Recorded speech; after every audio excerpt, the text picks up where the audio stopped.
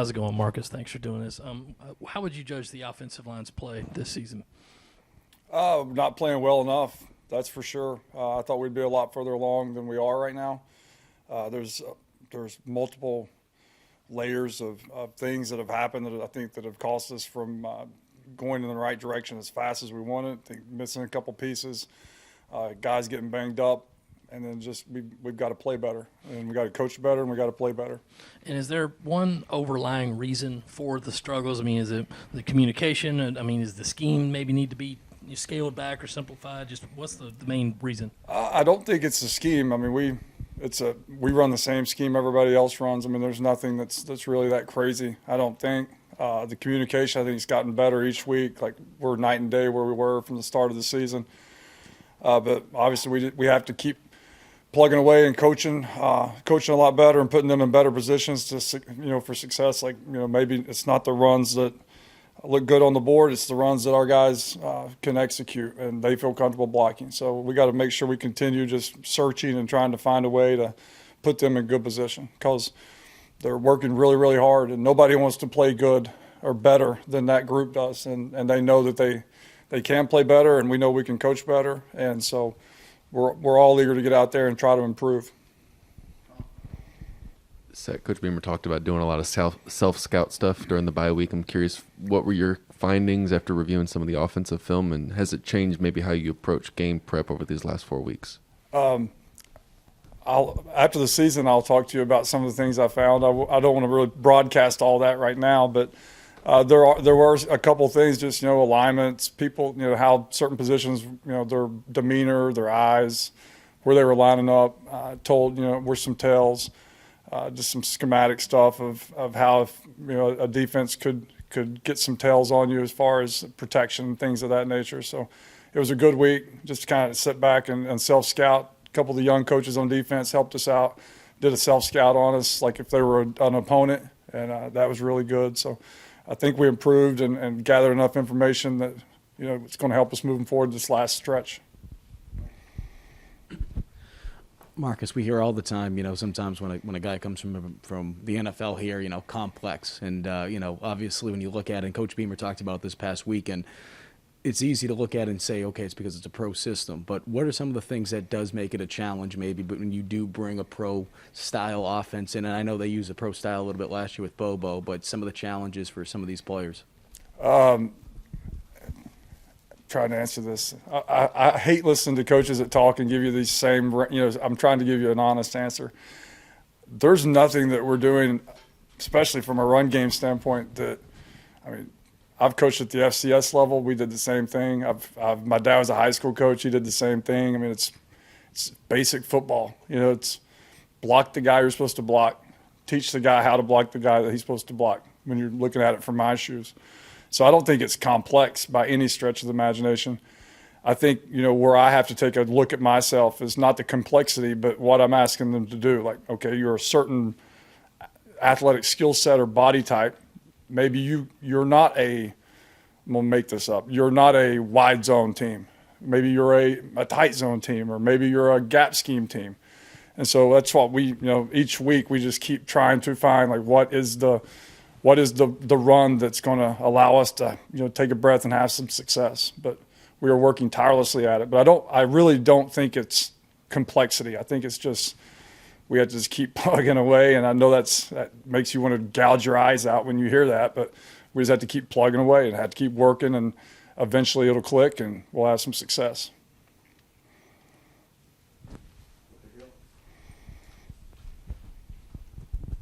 What have you seen from the quarterbacks this week in practice? What can you share about what those guys have been able to do? It's been a good week for them, just from the standpoint they're all competing. And, we always want to compete, but they're literally all competing to – so who's going to jog out there first on Saturday night? Zeb's a little banged up, and each day we've kind of raised his workload and kept keeping him in the evaluation process. And then, JB and Colton, those guys are battling it out in practice and doing a nice job. So I think that it's been a great week for them, just from preparation, getting getting more reps than they usually do. They're all, again, we're not going to reveal any information who's going to play right now, but they've all gotten better, which was huge. Coming off an off week too, where they got a lot of reps, especially Colton, to see his jump just from being a scout team guy to really entrenching himself into a game plan. Marcus, we talked a lot about Jason this year. Obviously, he's been the third guy most of the year. But just how's he kind of taken to the last week or two, and how have you guys seen his approach, if at all, change over the last few weeks, or has he been pretty consistent? And how's he kind of taken to potentially being that guy this week? He really hasn't changed. I've said it for a long time. He's a natural leader, a natural quarterback. And even when he wasn't playing, he had that intangible of just like he'd shoot me a random text or just things he would say on the sideline or in the locker room or how he is in a meeting room and how he would prepare. He's always had that, and I think that he's just kept his head down, kind of like what we say here. He's kept his head down and worked. And I think that he sees an opportunity. I think he, got a little taste of it at Texas A&M in the fourth quarter and had some success. I think he sees an opportunity possibly to go out there and show what he can do. But it's really cool. It tells you what the kid's about. Like, it hasn't changed how he's working. It hasn't changed how he practices. He's always, done that at a really good level.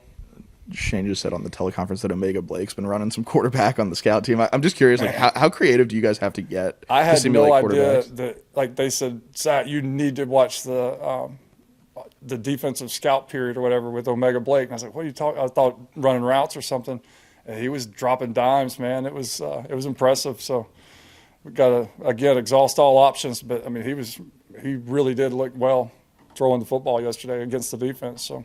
Wait, is that something you guys have to do to get prepared for dynamic quarterbacks? I mean, do you guys have to get creative? Well, a lot with of that people do that. I mean, you get you have guys that can throw the ball, guys that can run it. Like Florida has two guys that can run it and throw it. So you try to find guys that played high school quarterback and let them run around and run the ball and run pass options and things of that nature. And I think they asked around who had played some quarterback, and Omega volunteered for it. And then when he went out there, it was eye-opening how well he did play quarterback. So it's a good thing. So I know you're not going to go into who's going to play this weekend, but I'm curious, do you see a scenario where potentially two or multiple quarterbacks could play on Saturday? And kind of what's your philosophy going into a week and trying to divvy that up and seeing? I'm searching my philosophy all the time. I can definitely see where there possibly be two quarterbacks going into this week. I think that, they've all earned the right. You're always protecting Colton just from a standpoint of redshirting and things of that nature, but I definitely could see a situation where two guys would be out there playing at some point.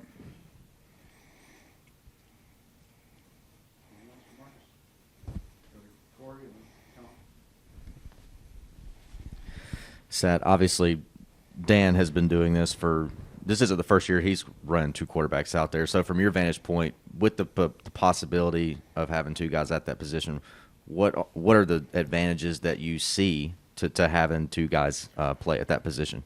I think if it's in their position, they have those two guys have certain athletic skill sets. They're super athletic. They can they can do a bunch of different things. From that standpoint, I think that's fun. I think sometimes in the standpoint we're talking about in this circumstance with us, it's because of injury. And so one guy's not 100% and the other guy's 100%, but he's just getting into playing action. So I think it's a little different coming from our arena as opposed to theirs. I know their guy's a little banged up as well this week, but just from what you're talking about, I think that you can have two quarterbacks on one team. You have to be careful. Sometimes, they'll say if you have two quarterbacks, you don't have one. But, they've done a nice job. You watch them play, and it's just like it's just, they run the ball, they run the quarterback, they throw the ball, they run the quarterback. You look up, they got 500 yards of offense and 46 points, and you don't even realize it's happening. So I think that is a good thing whenever you have, certain guys. But for us, coming off of injuries and things of that nature, it's not something that we're wanting to do. So I think a lot of the run scheme this year has been zone, running outside and inside zone. Is that accurate? That is accurate, yes, sir. What about that scheme in the spring and in the offseason really said, okay, I want to run a lot of this year? Is it just offensive line personnel, running back? What are kind of the strengths and maybe weaknesses to a zone scheme run? I mean, there's strengths and weaknesses to every run based on the defenses you're playing, certain techniques. You want to run certain schemes to 4-down front. You want to run certain schemes to 3-man front, tight leverage opposed to wide leverage. I think inside zones is something that every team is going to use because you can be more vertical and get double teams, and you can format different plays to get 2 double teams at certain situations, certain times in the game. So I think that's a comfort zone for most people just because it's pretty good what you cut your teeth on as far as zone run schemes. And I think wide zone schemes allows you to, you can block 8-man fronts and without getting into a coaching clinic.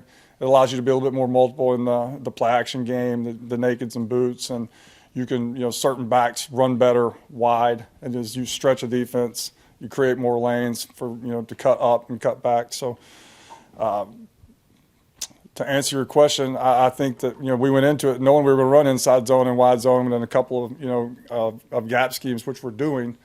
It's just now we have to find out, like, what can we do to get first downs and to create some more production on the ground.